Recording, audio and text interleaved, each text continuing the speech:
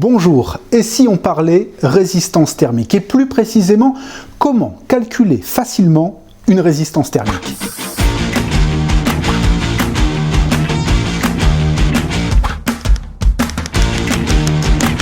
Épisode 5, la résistance thermique. En magasin de bricolage, il vous arrive de vous trouver face à des étiquettes indiquant le R d'un matériau isolant. Et là, vous vous dites que finalement, vous auriez peut-être dû mieux suivre vos cours de physique. C'est pourquoi, grâce à ce tuto, vous comprendrez l'essentiel afin de bien choisir votre isolant. En effet, si le projet est porté par un architecte ou une entreprise, vous pourrez, grâce à nos informations, prescrire et contrôler le niveau de performance souhaité. Et à la fin de votre projet, au moment de remplir les formulaires d'aide financière, de demande de subvention et autres, vous comprendrez mieux les ordres de grandeur et les objectifs.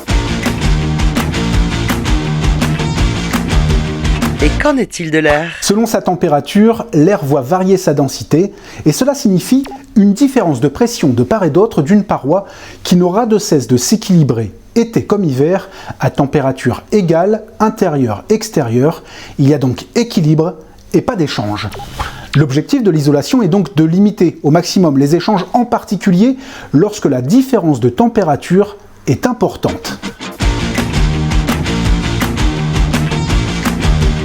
Parlons isolation. L'isolation, quant à elle, doit rendre le transfert de chaleur ou de fraîcheur le plus long possible.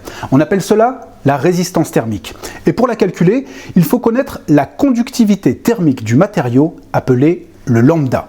Elle est fournie par les fabricants. Sachez par exemple que le cuivre, avec ses 390 watts par mètre Kelvin, est un excellent conducteur et donc un très mauvais isolant.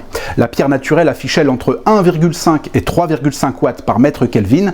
D'autres matériaux sont encore beaucoup plus isolants, comme le bois, et c'est 0,13 watts par mètre Kelvin en moyenne. Les fibres minérales, végétales et mousses synthétiques qui affichent entre 0,022 et 0,040, ou encore mieux, les isolants par vide d'air qui eux peuvent descendre jusqu'à 0,0026 watts par mètre Kelvin. Comment calculer la résistance thermique?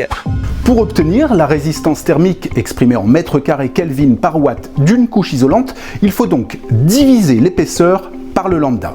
Au passage, notez bien que l'épaisseur est exprimée en mètres et le lambda en watts par mètre Kelvin. Cela donne par exemple, pour une isolation optimale en comble, une épaisseur de 0,40 mètres par 0,04 de lambda moyen, on obtient un R de 10 mètres carrés Kelvin par watt. Pour finir, sachez que si la résistance thermique donne la capacité d'une paroi à ralentir les échanges, cette valeur ne permet pas de calculer les déperditions nécessaires pour évaluer les besoins en chaleur ou froid d'un ouvrage. Effusivité, diffusivité, soyez vigilants. Ah oui, j'ai oublié, la masse d'un isolant n'améliore pas sa capacité isolante, mais renvoie aux notions physiques de l'effusivité et de la diffusivité, plus connues sous le nom de l'inertie thermique et du déphasage thermique. On s'en reparle dans un prochain épisode, et à très vite pour un prochain tuto.